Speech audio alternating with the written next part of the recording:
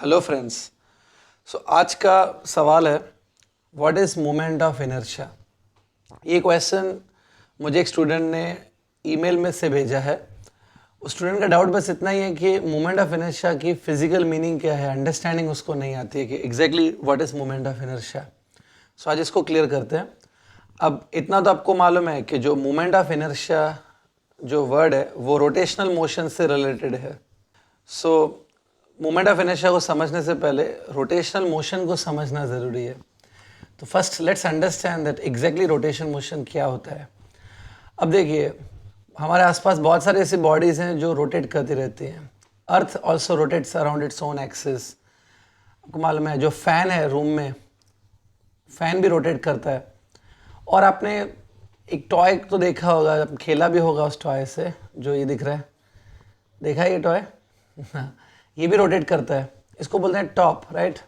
English में top कहते हैं, हिंदी में इसको भंवरा कह सकते हैं। ये टॉप जो है वो भी रोटेट करता है। तो with the help of this example हम लोग रोटेशन को समझने की कोशिश करते हैं। सपोज ये टॉप है, लाइक दिस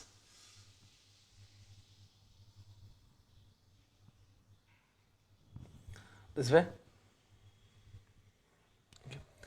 टॉप है। अब इमेजिन करो कि अगर ये टॉप ऐसे रोटेट कर रहा है continuously, it is rotating. Okay, इस टॉप को आप ऑब्जर्व करो, इमेजिन करो कि ये रोटेट कर रहा है आपके सामने। See every body is made by collection of particles.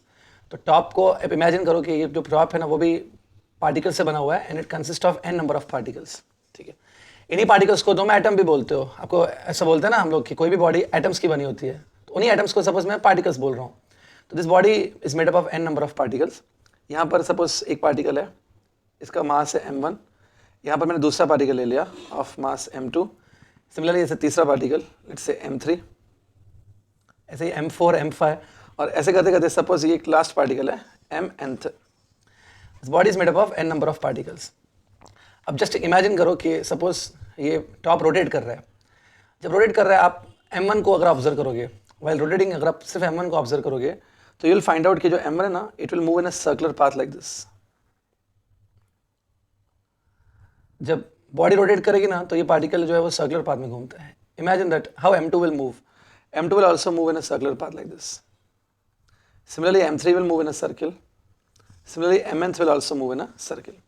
तो जब बॉडी रोटेट करती है ना, ये जो डिफरेंट डिफरेंट पार्टिकल्स हैं, दे परफॉर्म सर्कुलर मोशन। अब इन सब का जो सेंटर ऑफ सर्किल है, centres of the circle, centres move नहीं करते, सेंटर्स फिक्स रहते हैं, और ये particle around the centre move करते रहते हैं। तो ये जो सारे सेंटर्स ऑफ सर्किल है ना, इन सेंटर्स से एक इमेजिनरी लाइन पास होती है। तो ये जो इमेजिनरी लाइन है विच passes through centres of all the circles, इसी लाइन को बोलते हैं एक्सिस ऑफ रोटेशन। एक इमेजिनरी लाइन है जो सेंटर से पास होती है सारे सर्कुलर पाथ्स के। हम लोग अभी ऐसे बोल सकते हैं कि जो m1, m2, m3, mn, ये सारे पार्टिकल्स हैं वो अराउंड दिस एक्सिस रिवॉल्व करते रहते हैं। अब अगर रेडियस की बात करें, radius of this circular path, तो m1 जो है इसका radius of circular path, let's say this much, it is r1। m2 has radius r2। m3 का जो रेडियस है दैट इज r3, और mnth का जो रेडियस है इट इज rnth। ध्यान से देखो। Can I say that radius of all this particles are different और सेम? Definitely different. जो पार्टिकल एक्सिस से ज़्यादा दूर है उसका रेडियस ज़्यादा है, और जो एक्सिस के नज़दीक है उसका रेडियस कम है। तो all this particle revolve in circular path with different radii. मैं बस सारे पार्टिकल्स का रेडिया डिफरेंट होता है। okay? लेकिन क्योंकि ये सर्कुलर मोशन कर रहा है ना, रेडियस तो इनका डिफरेंट है, लेकिन इनका टाइम पीरियड सेम होता है। The time period of the revolution of all the particle, time period of revolution वो सेम रहता है। कैसे? जस्ट इमेजिन करो कि ये जो टॉप है रोटेट कर रहा है। जब m1 पार्टिकल अपना राउंड फिनिश करके यहाँ पर वापस आ जाएगा उसी प्लेस पे, डू यू थिंक m2 भी अपना राउंड कंप्लीट करके वापस आ जाएगा? ऐसा हो सकता है कि m1 ने राउंड अपना फिनिश किया, m2 ने अभी तक राउंड फिनिश नहीं किया? ऐसा नहीं हो सकता। अगर ऐसा हुआ तो m1 m2 के बीच का डिस्टेंस ही चेंज हो जाएगा। तो जब m1 पार्टिकल अपना रेवोल्यूशन फिनिश करता है, in the same time m2, m3 all particle complete the revolution in the same time, hence the time period is same. अब क्योंकि ये सर्कुलर मोशन कर रहे हैं, इन सर्कुलर मोशन में इन पार्टिकल की जो एंगुलर स्पीड है, angular speed that is omega, omega is given bye 2π/t। तो क्योंकि सबका टाइम पीरियड सेम है, इसलिए सबका ओमेगा भी सेम रहता है। Omega is same for all the particles. सारे पार्टिकल्स का क्या सेम रहता है? ओमेगा। ओके, अब अगर इनकी लीनियर स्पीड की बात करें, एंगुलर स्पीड के बाद मैं नेक्स्ट बात कर रहा हूँ लीनियर स्पीड की। Linear speed is v, all of you know that v is given by omega times r। सो अगर फर्स्ट पार्टिकल की बात करें तो उसकी जो लीनियर स्पीड होगी वो होगी omega into r1। Second particle की बात करें तो उसकी स्पीड होगी ओमेगा इंटू r2। ओमेगा तो सारे पार्टिकल्स का सेम है, लेकिन रेडियस तो डिफरेंट है ना, r1 एंड r2, इसलिए v भी सबका डिफरेंट है, v1 v2। So all this particles have different linear speed because linear speed is given by omega into R. Omega तो चलो सबका सेम है, all particles have same omega, लेकिन R तो डिफरेंट है ना। तो डिफरेंट आर की वजह से पहले पार्टिकल की स्पीड हो गई omega into r1, second particle की omega into r2, similarly last particle की स्पीड होगी ओमेगा इंटू rn। तो all of the particle have different linear speeds. Linear speed different होती है। अब इसमें मैंने जैसे बताया सारे पार्टिकल्स का ओमेगा तो सेम है, मतलब ओमेगा तो कांस्टेंट है, तो v डायरेक्टली प्रोपोर्शनल r लिख सकते हैं। तो जिस पार्टिकल के लिए r इज लेस उसके लिए v will also be less. लेकिन सारे पार्टिकल्स का रिमेंबर ओमेगा सेम होता है, वो ओमेगा हम लोग यहाँ ऊपर ऐसे एरो बना के इधर ही लिख सकते हैं। This is omega of each and every particle and this is also omega of entire body. पूरे बॉडी का एंगुलर स्पीड एक ही होता है, that we write here.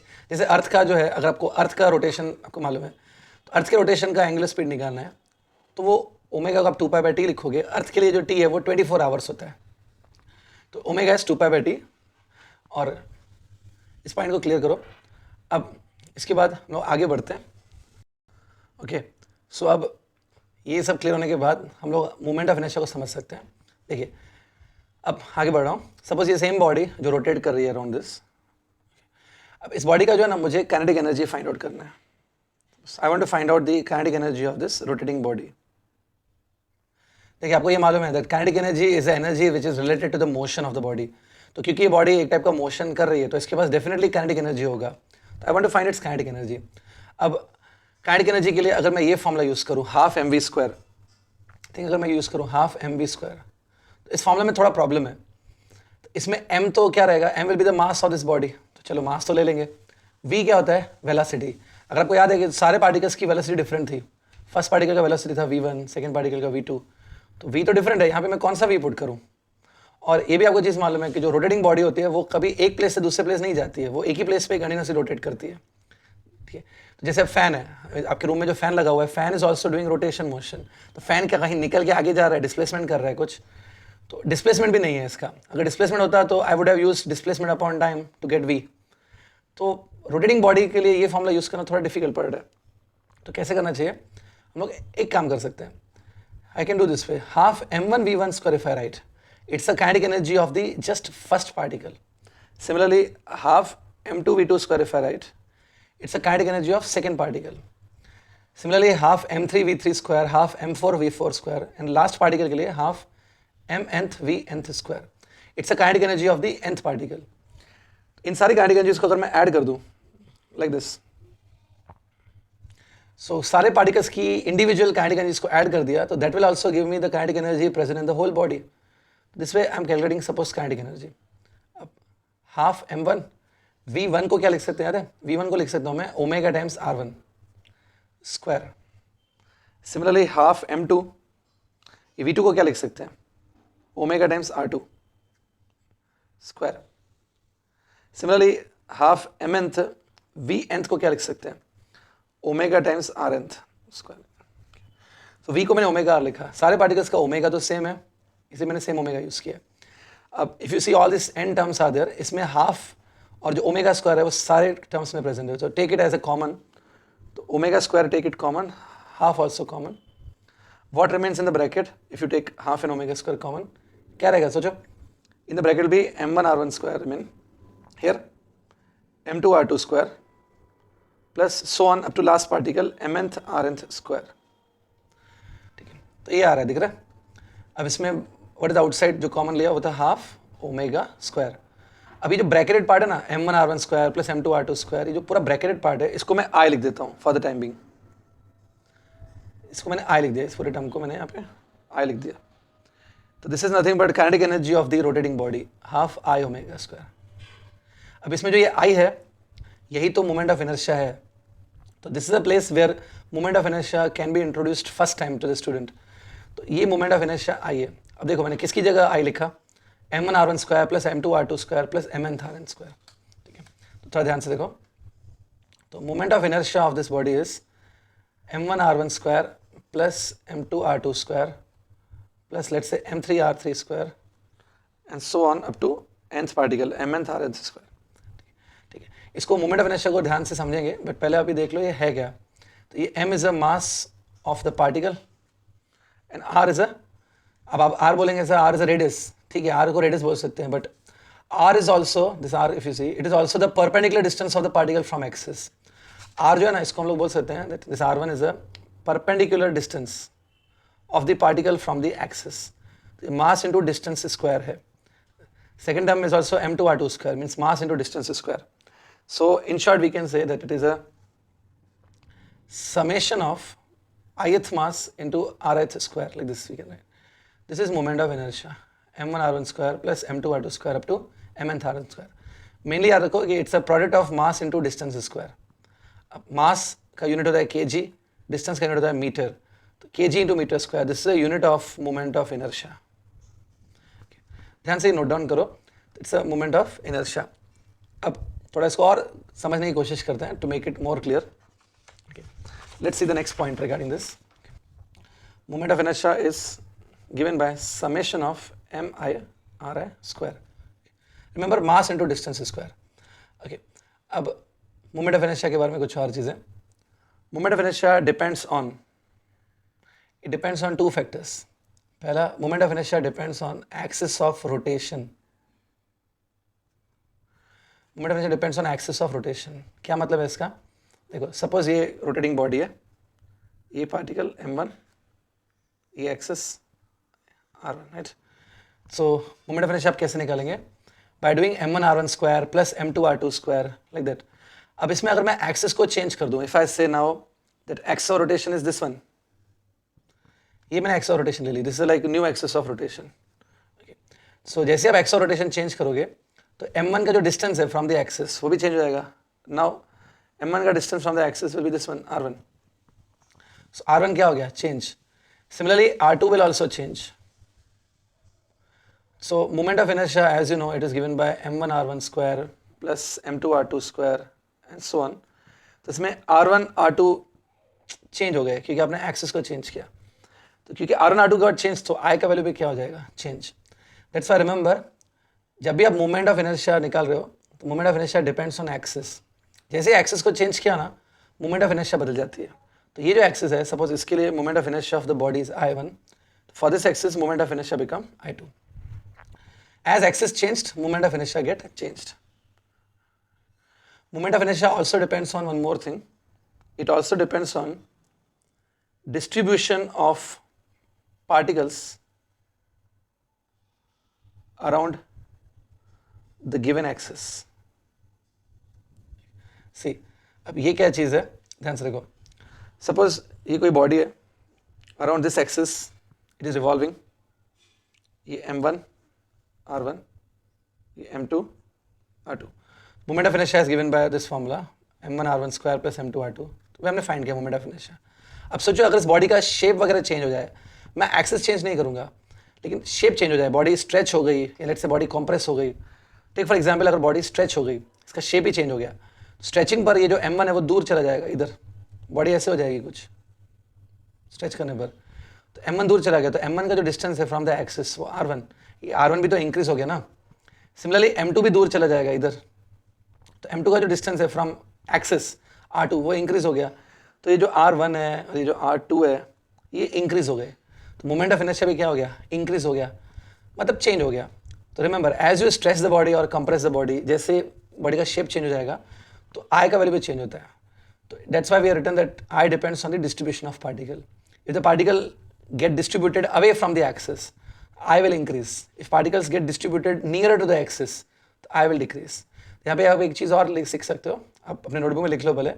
On stretching the body its moment of inertia will get increased, but on compressing the body moment of inertia decreased. ये है clear? तो moment of inertia in factors पे depend करता है। Okay, main point आ रही है अभी कि what is the significance of this moment of inertia, what is the importance of this moment of inertia, इसको समझते हैं। ठीक है, बस अब एक लास्ट पॉइंट डिस्कस कर लेते हैं, the significance of moment of inertia. Moment of inertia का इंपॉर्टेंस क्या है, why we are studying it. तो सही, अभी कुछ देर पहले मैंने आपको एक फॉर्मूला डिराइव करके दिखाया, that kinetic energy of the rotating body, particularly kinetic energy of rotating body is given by half times I omega square. अगर कोई बॉडी लेट से रोटेशन मोशन नहीं कर रही है, सीधी सीधी लाइन में चल रही है, लीनियर मोशन कर रही है, तो any other motion which is other than rotation, उसको हम लोग बोलते हैं translational motion. Translation motion is a motion which is other than rotation motion. तो अगर कोई बॉडी ट्रांसलेशन मोशन कर रही है तो उसकी जो काइनेटिक एनर्जी रहती है, it is given by half mv square, right. अगर दोनों फॉर्मुलास को आप कंपेयर करोगे तो दोनों का फॉर्मेट सेम ही है ऑलमोस्ट। देखिए दोनों में हाफ का टर्म प्रेजेंट है, दोनों में एक स्क्वायर का टर्म प्रेजेंट है। इसमें v स्क्वायर है तो इसमें ओमेगा स्क्वायर है। तो इससे समझ में आता है कि जो v का रोल है, it is played by omega in this formula. v का रोल ओमेगा प्ले कर रहा है। ऐसा सिर्फ यहाँ पर नहीं है, आगे भी हम लोग जो फॉर्मुलास बनाएंगे रोटेशन मोशन चैप्टर में, हर जगह v का जो रोल है वो ओमेगा ही प्ले करता है। तो मैं क्या बोल सकता हूँ कि v का जो रोल है ट्रांसलेशन मोशन में, वो ओमेगा प्ले करता है इन द रोटेशन मोशन। सिमिलरली अब देखो m का रोल यहाँ पे कौन प्ले कर रहा है, I प्ले कर रहा है। m is nothing but mass of the body.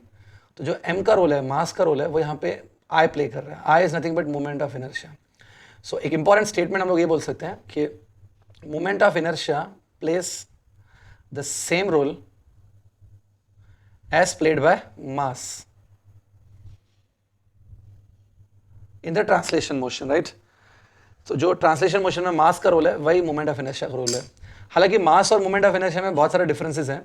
मास जो होता है वो कांस्टेंट होता है, वो किसी एक्सिस पे डिपेंड नहीं करता है बॉडी का, लेकिन मोमेंट ऑफ इनर्शिया एक्सिस पे डिपेंड करती है। जैसे ही तुम बॉडी का एक्सिस चेंज करोगे रोटेशन का, तो मोमेंट ऑफ इनर्शिया बदल जाता है। बट ऐसे सिमिलर नहीं है दोनों, लेकिन दोनों सेम रोल प्ले करते हैं। तो first point please understand that mass plays the same role as played by moment of inertia in the rotation motion. लेकिन दोनों जो क्वांटिटीज हैं, मास और मोमेंट ऑफ इनर्शिया, इनका एक्चुअली रोल क्या है? ये जो दोनों क्वांटिटीज है ना, ये दोनों क्वांटिटीज इनर्शिया को मेजर करती है। इट मीन्स अगर किसी बॉडी का मास ज़्यादा होता है तो उसमें इनर्शिया ज़्यादा होती है। तो mass is a measure of inertia, ये आपको मालूम है शायद। तो मास has a significance that mass indicates inertia of the body. जितना बॉडी का मास ज़्यादा होता है उतना उस बॉडी में इनर्शिया ज़्यादा होती है। सिमिलरली रोटेशन मोशन में क्या होता है कि जितना बॉडी का मोमेंट ऑफ इनर्शिया ज़्यादा है, उतना बॉडी की इनर्शिया ज़्यादा होती है। तो जो मोमेंट ऑफ इनर्शिया है, it basically measures the inertia of the body, rotational inertia, इसलिए इसका नाम रखा गया है moment of inertia. Okay, so make it clear, अगर कोई भी बॉडी है उसका इनर्शिया का तुमको आइडिया चाहिए कि इनर्शिया कितना है, तो उसका मास देखो। In translation motion the mass is a measure of inertia, in rotation motion I moment of inertia is a measure of inertia. Correct, तो ये पॉइंट आप थोड़ा क्लियर रखो। रोटेशन मोशन में ये इनर्शिया ऑफ बॉडी मेजर करता है कौन? Moment of inertia. लास्ट एक पॉइंट बता रहा हूँ students before I and the video. Moment of inertia जो है वो स्केलर क्वांटिटी है कि वेक्टर है, आपको मालूम है कुछ? कमेंट सेक्शन में बताओ मुझे कि ये स्केलर है कि वेक्टर है। ठीक है, जितना हो सके आप बताओ, नहीं हुआ तो I will tell you in the next video. Okay, और moment of inertia of different objects जो रहता है, moment of inertia of rod, ring, moment of inertia of disc, ये कैसे निकालना होता है और उसको कैसे याद कर सकते हैं, इसके ऊपर मैंने पूरा एक वीडियो ऑलरेडी बनाया है। आप मेरे यूट्यूब चैनल पे जाकर ढूंढ सकते हो। बहुत ही अच्छा और सिंपल मैनर में एक्सप्लेन किया है, वो सबको झट से याद हो जाएंगे कि कैसे moment of inertia of different objects find करते हैं। तो do watch that video if you don't have knowledge of that. तो यहाँ पर मैं वीडियो एंड कर रहा हूँ। I hope it's clear to you. This is all about moment of inertia.